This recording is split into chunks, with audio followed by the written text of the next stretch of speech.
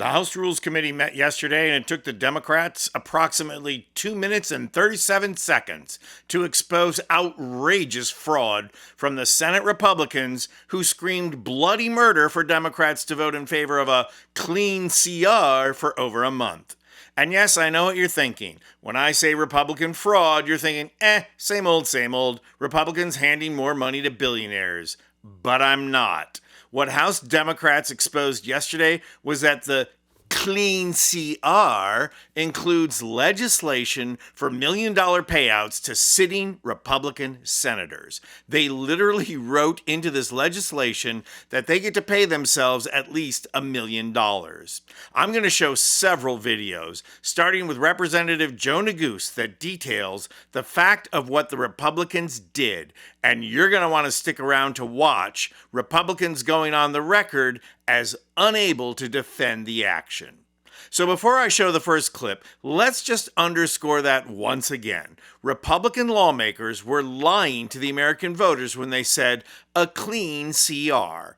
They wrote into this legislation that Republican senators should be allowed to sue the government and receive a minimum of $500,000 for every phone they own because their phone records were subpoenaed for collaborating with Trump on his insurrection.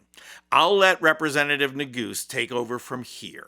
I want to talk to you about the provision that my colleague from Pennsylvania noted earlier. And this is the provision that essentially allows specifically 8 Republican United States senators to reap upwards of a $500,000 payday with respect to the phone record notice provision that they've added into the bill. There will be an amendment proposed to remove what I think is a deeply insidious provision. I think it is outrageous for these Republican senators to effectively guarantee themselves $1 million paydays. Retroactive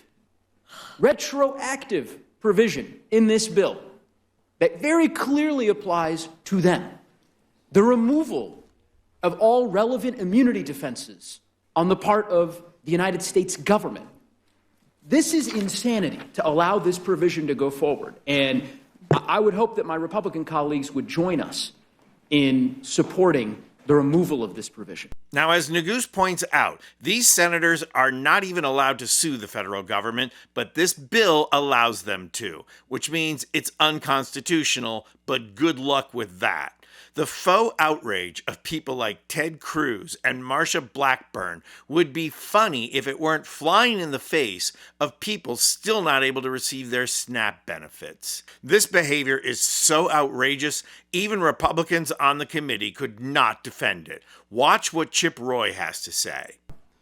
And they're going to see, but you can slide in a provision in here for United States senators? Like, it is beside my comprehension that this got put in the bill. And it's why people have such a low opinion of this town. I am torn also, the gentleman from Georgia, because we need to fund the government and we need to get this passed. And I'm trying to figure out what we can do to force the Senate's hand to say you're going to repeal this provision and fix it. And Roy was following the lead of Georgia Representative Austin Scott. Because what they did is wrong. This should not be in this piece of legislation. And they can say it's about good governance all they want to. When they made it retroactive, then all of a sudden it was no longer about good governance. There's actually a list of people that know they will get paid as soon as this thing is signed.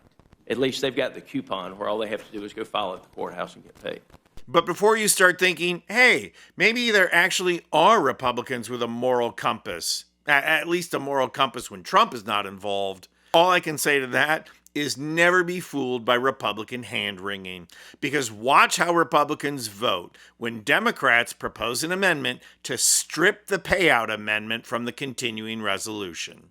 All those in favor signify by saying aye. Aye. All those opposed say no. No. Yep, unanimous vote.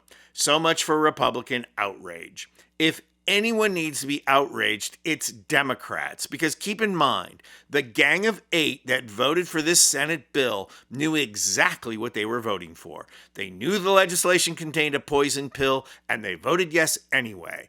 So let's stop listening to John Fetterman talking about how Democrats crossed a line. I think my party crossed a line of. What do you call this, John? Actually, I really don't care what he has to say about anything, least of all this. But what this really demonstrates is that when Democrats come into power, they need to prosecute all these enablers relentlessly.